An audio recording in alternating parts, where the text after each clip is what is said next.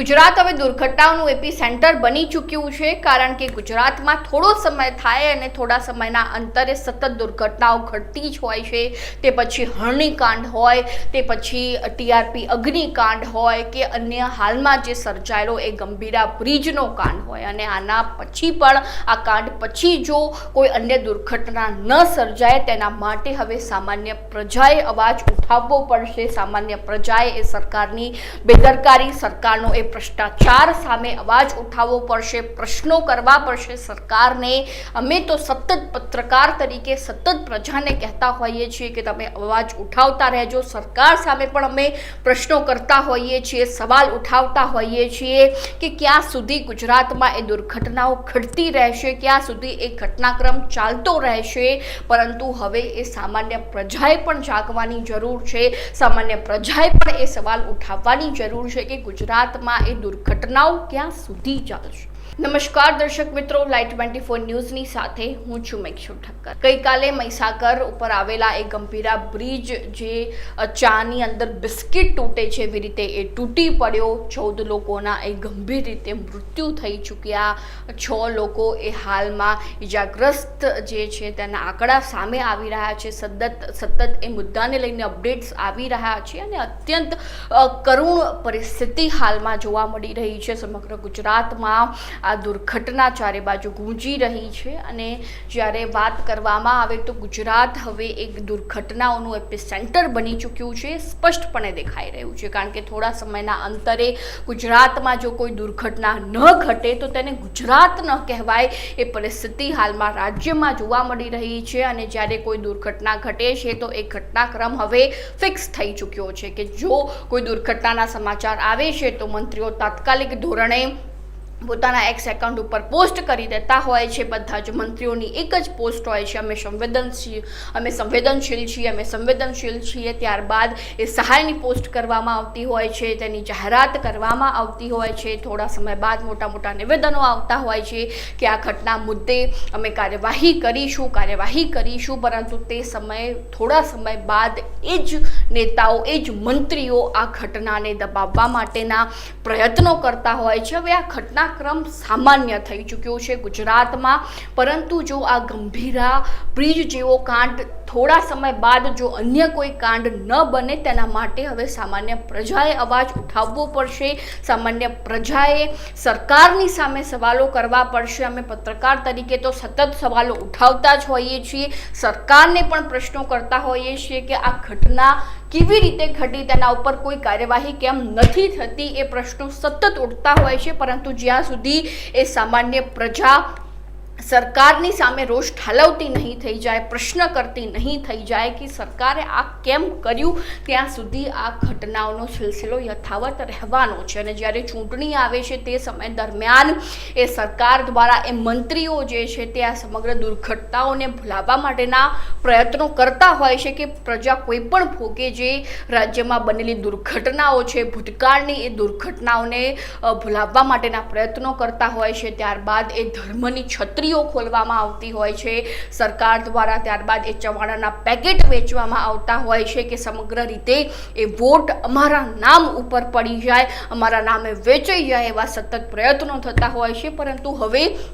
એ સામાન્ય પ્રજાને અપીલ છે કે એ ચવાણાના પેકેટ અને ધર્મના નામ ઉપર તમે વોટ ન આપશો, અને જ્યારે ચૂંટણીનો સમય આવે છે ત્યારે તમે એ નેતાઓ, એ મંત્રીઓને પ્રશ્ન કરો કે તમે એ 5 વર્ષ દરમિયાન કર્યું શું, તમે એ દુર્ઘટનામાં શું કાર્યવાહી કરી, જેને લઈને એ જે વ્યક્તિઓના મૃત્યુ થયા છે તેમના પરિવારને ન્યાય મળી શકે એવી કઈ કાર્યવાહી કરવામાં આવી છે, એ બ્રિજની કઈ કાર્યવાહી કરવામાં આવી છે, એવા કયા રસ્તાઓ છે, એની ગેરંટી અમને આપો કે આ ક્યારે નહીં તૂટે। જો એવા પ્રશ્નો થશે તો ક્યાંક ને ક્યાંક હવે એ દુર્ઘટનાઓમાં ઘટાડો થઈ શકે છે। સરકારના ભ્રષ્ટાચાર સામે જો પ્રશ્નો થશે તો સરકાર એ જાગતી થઈ જશે, અને જ્યારે સામાન્ય પ્રજાનો એ અવાજ ઉઠે છે ત્યારે ભલભલી સરકાર પણ હલી જતી હોય છે। એટલે ખાસ સામાન્ય પ્રજાએ હવે જાગવાની જરૂર છે। જેવી જ રીતે આપણે વિસાવદર તાજેતરનું જ ઉદાહરણ છે, વિસાવદરમાં જે રીતે આપની જીત થઈ છે, હું કોઈ પક્ષની બાજુ નથી બોલતી, હું પક્ષની સાઈડથી નથી બોલતી, હું માત્ર સ્પષ્ટ વાત કરી રહ્યું છું, તટસ્થ વાત કરી રહી છું કે જો સામાન્ય પ્રજા જાગશે તો દુર્ઘટના ચોક્કસથી તેમાં ઘટાડો થઈ શકે છે।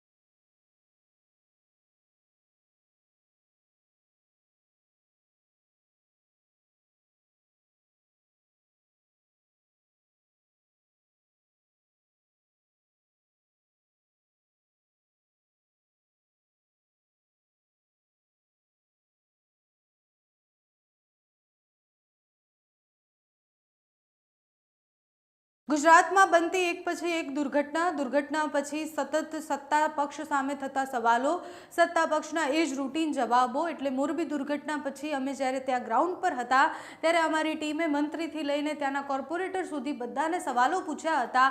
એ સવાલોના અંતે જવાબો કશા જ ન મળ્યા। તપાસ કરીશું, રિપોર્ટ બનાવીશું અને જવાબદારો સામે કાર્યવાહી કરીશું। આ 3-4 લાઈન એ ફિક્સ હોય છે। કોઈ પણ નેતાને તમે કોઈ પણ દુર્ઘટના માટે કંઈ પણ પૂછો એટલે આ જવાબ એમને રિપીટ હોય છે। કોપી પેસ્ટ દરેક દુર્ઘટના પછી આ જ થતું હોય છે। આજે પણ જે ગંભીરા બ્રિજની દુર્ઘટના બની એના પછી સવાલો થયા, મંત્રીઓને સવાલ કરવામાં આવ્યા, સાંસદને સવાલ કરવામાં આવ્યા, સીએમ સિક્કા બધાએ આ જ જવાબ આપ્યા કે અમે જવાબદારો સામે કાર્યવાહી કરીશું। અત્યારે તપાસના આદેશ આપી દીધા છે। એ તપાસના રિપોર્ટ જ્યારે આવશે ત્યારે આવશે, પણ મંત્રીઓના જવાબો કોઈના ગળે નથી ઉતરતા। કારણ કે આ રિપીટ અને પેટર્ન જવાબો સાંભળીને હવે સરકારને શરમ આવવી જોઈએ થોડીક, કારણ કે સામે નાગરિકોને ખબર પડી ગઈ છે કે આગળ કશું જ નથી થતું। આની પાછળ જવાબદાર કોણ એને શોધવા માટેના બહુ જ સમય આપણી પાસે હશે। બીજી દુર્ઘટના નહીં આવે ત્યાં સુધીમાં આપણે આ દુર્ઘટના ભૂલી પણ જશું। પણ સવાલ એ થાય છે કે જેના મૃત્યુ થયા છે એનું શું? જે માએ પોતાના દીકરાને ત્યાં ડૂબતા જોયું છે, કે જે એવું કહી રહી છે કે મારા ધણીને અને મારા દીકરાને બચાવો, એને જવાબ કોણ આપશે? આ સત્તાને ક્યારે પણ રાત્રે ઊંઘ આવતા પહેલાં એ વિચાર આવશે કે આટલી બધી દુર્ઘટનાઓ અમારા માથે, આટલી બધી દુર્ઘટનાઓ થઈ, એના જવાબો અમે ક્યારે નાગરિકોને આપી શક્યા છીએ? અમે માત્ર 4 લાખ રૂપિયા અને પોતાની સંવેદનાઓ બતાવી છે, અમે માત્ર અમને દુઃખ છે એવું કહી દીધું છે, પણ એ દુઃખ વ્યક્ત કરવાથી કશું જ થવાનું છે? સીએમ એક ટ્વીટ કરી દે, હર્ષ સંઘવી એવું કહી દે કે જવાબદારો સામે પગલાં લઈશું, લઈશું, કાં તો પછી બીજા મંત્રીઓ આવી અને સાંસદો આવીને એવું કહી દે કે અમને દુઃખ છે, એ દુઃખ વ્યક્ત કરવાથી શું થશે? દુઃખ તો અમને પણ છે, પણ અમે સત્તામાં નથી બેઠા. દુઃખ વ્યક્ત કરવાથી કશું જ નથી થતું. અત્યારે જવાબ આપવાનો સમય છે, જવાબદારી પોતાના માથે લેવાનો સમય છે અને જવાબદારો ખરેખર કોણ છે શોધવાનો સમય છે. સત્તા પક્ષે કરી શકે તો ખૂબ સારું છે. બાકી આપણે આવી દુર્ઘટનાઓ અને આવી દુર્ઘટનાઓના રિપોર્ટિંગ માટે અને આવા સમાચારો સાંભળવા માટે તૈયાર રહેવું પડશે.